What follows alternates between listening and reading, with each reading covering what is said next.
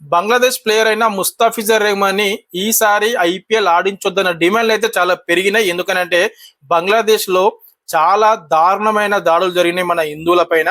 And అట్లాగే మన హిందూ సంఘాల లీడర్స్ కూడా కేకేఆర్ ఓనర్ అయిన షారుఖ్ ఖాన్ వద్ద కూడా వెళ్ళి చాలా డిమాండ్లు అయితే చేశారు. ఖచ్చితంగా ఆ ప్లేయర్ ని మీ టీం నుంచి రిమూవ్ చేయాలని చెప్పేసి.